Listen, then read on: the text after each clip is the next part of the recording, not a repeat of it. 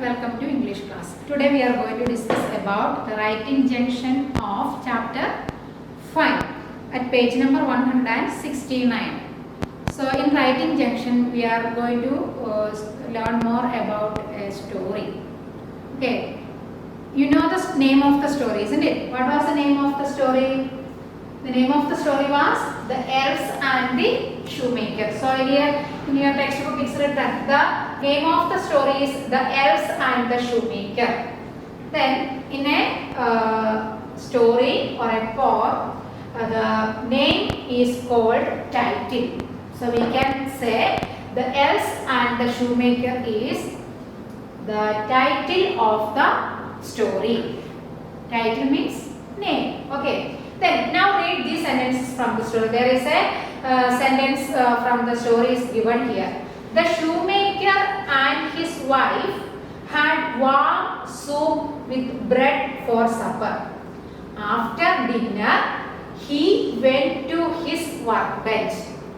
We already know the story. We already studied the story and know the situation and everything we know about the elves and the shoemaker, isn't it? And there is a sentence given in the story. The shoemaker and his wife had warm soup with bread for supper.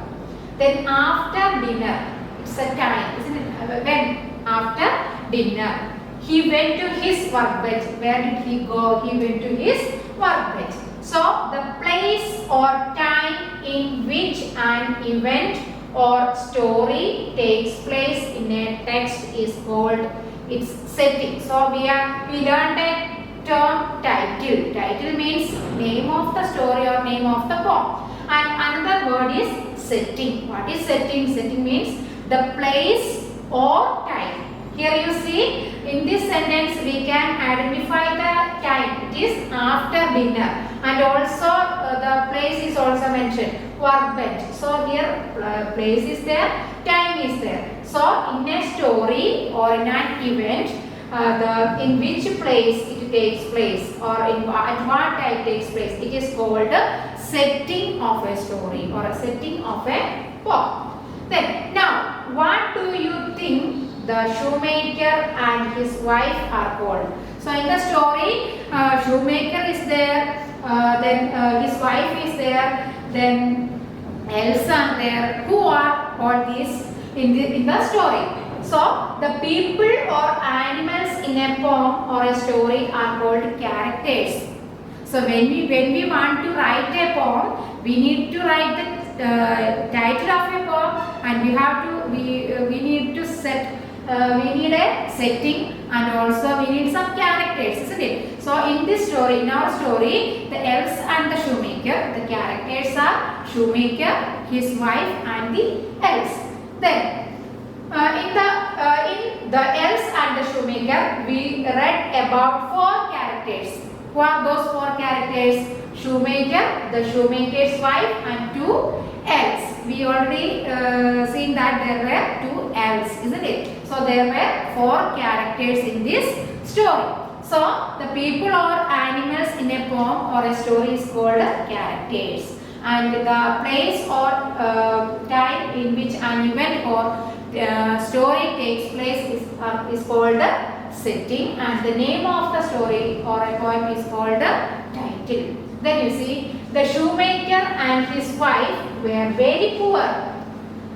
They did not have enough money to buy food. That is the situation or the problem of the story. So while we were studying the story, we have seen that the shoemaker and his wife were very poor and they didn't have enough money to buy food. So that is the problem in the story. The elves made beautiful shoes for them. The poor shoemaker and his wife sold those shoes and earned enough money to buy food and leather for more shoes. So we had seen the problem of the story. The problem is there is no money for them to buy food. So there is a solution also in the story. There were 2 elves and they made beautiful shoes and kept on the table or workbench, and every morning the shoemaker got some shoes and they sold it and got some money. So that is the solution or the ending of the story. Solution or ending of the story. So when we create a story, there should be some things. There must be some things like a title, setting, characters, problem and solution. So we can make a story map for a story. So if you ask to make a story map of a particular story, then how to make the story map? So first you have to write the name or the title of the story. So here the title of the story is The Elves and the Shoemaker. Then you have to write the setting. Setting means what? Where or here we have seen setting means the place or the time where the things are happening, incident is happening. So shoemaker's house, then workbench, few days. These are some of the settings or the time or the place. Then characters. So what are the characters in the story that you have to write here? Then you have to write the problem. In short, no need of writing a big sentence. So the problems are poor, no money to buy food and no money to buy leather. That is the problem. Then the solution. What was the solution? Elves make shoes. Shoemaker and his wife sell those shoes. They got money to buy leather and food. So that's the solution. So dear children, I hope you understood how to make a story map. So then in the textbook it is given that you have to make a the task given you is choose a story you like and create a story map like this. Either you can choose any story from your storybook and make a story map like this. Okay. So this is about chapter 5 and chapter 5 is over. Then now we move to the next chapter, that is the last chapter of our textbook. Okay. So chapter 6, the name of the chapter is The Little Elf. The Little Elf. So in the previous chapter also we have studied about elves, isn't it? So what are elves? Elves are small magical creatures. They can do some magics. So such creatures are called small creature. It is called elves. So here the name of the poem is The Little Elf. So before we study the poem, let's see this one. So there are some magical characters given here.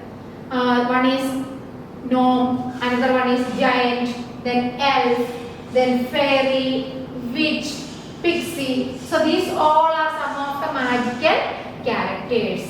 So you have to put a tick mark over which magical character you like. So you might have been read the story of fairies, you might have been read the story of elf or a witch or a gnome or a pixie, isn't it? So among these, which one you like, put a tick mark. Okay, that is the task. Okay, then next the reading junction. We are going to learn the poem. The name of the poem is The Little Elf. Little elf means a small creature. Okay, which we have studied in the previous class. So have you ever seen an elf? The poet is asking to you, have you seen an elf? A small people, have you ever seen? Then what do you think they look like? How, if you have seen, how they look like? The poet is asking to you. You can give your answer. Okay, so let's read. I met a little elf man once.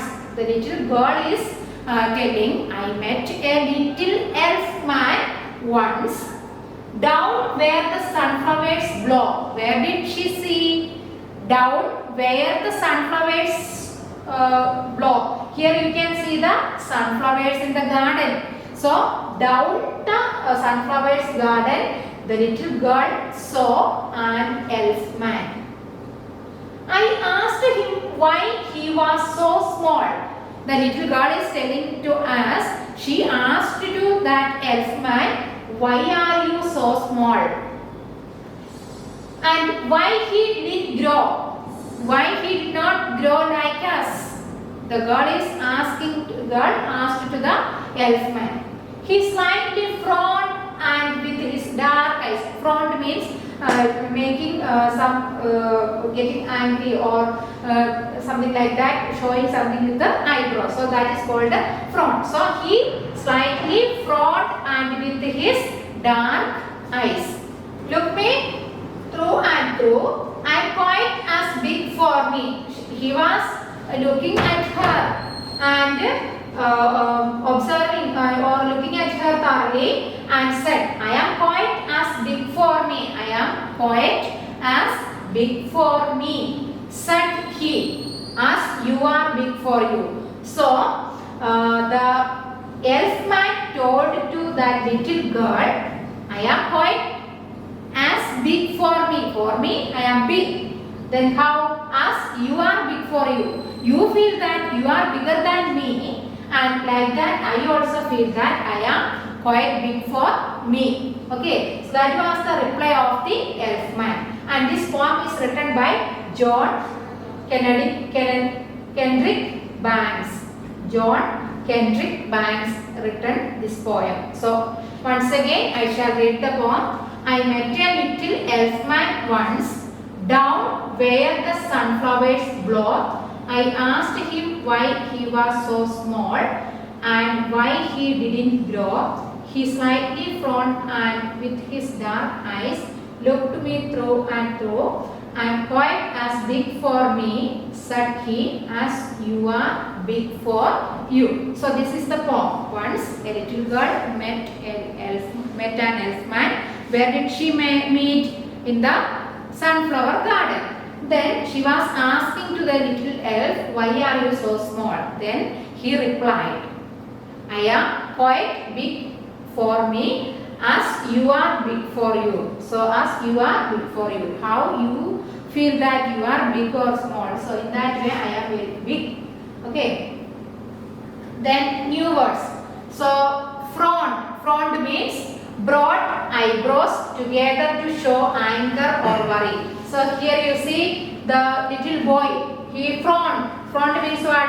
See his eyebrows are coming together and to show angry or worry. We will also do like this, isn't it? So this is called a frown. Then elf means a supernatural creatures of folk tales. In folk tales, it's a type of story. So in folk tales we can see some supernatural creatures. So such supernatural creatures are called elf. So these are the two new words you have to study from the textbook. Then fill in the blanks exercises from the textbook.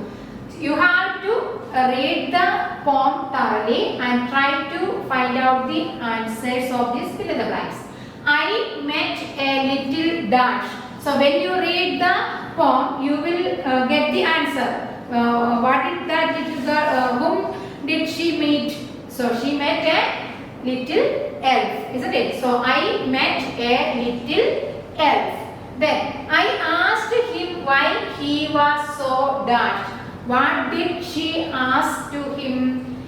She asked to him, why are you so small? So what do you want to write here? We have to write here small. I asked him why he was so small.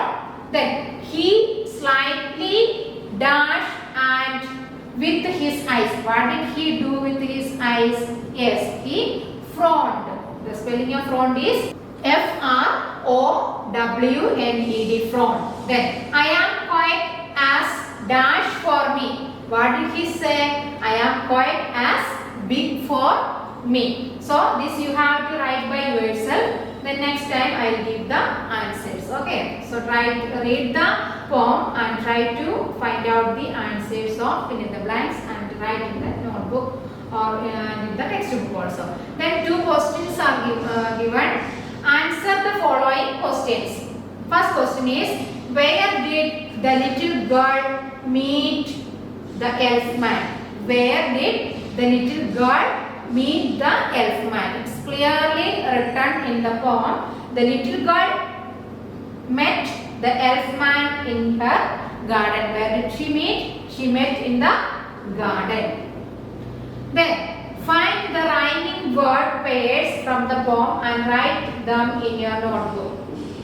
Add another word that rhymes with each pair. So one rhyming pair I have given written here. Okay, so you have to find out if there is more. Please find out and write by yourself.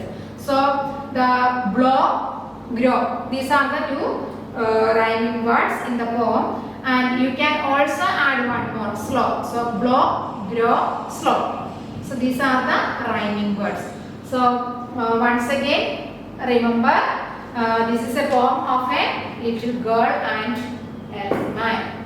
So one day a little girl met the elf in a sunflower garden and she asked to him, why are you so small? Then with angry or with he was telling, he was looking at her and told, I am not small, I am quite big for me as how you feel that big. So as you are big for you. So this is the poem. Please read the poem many times. Okay. Your homework is you have to write the new words and answer the following in the notebook and also read the poem. So today's class is over. Thank you.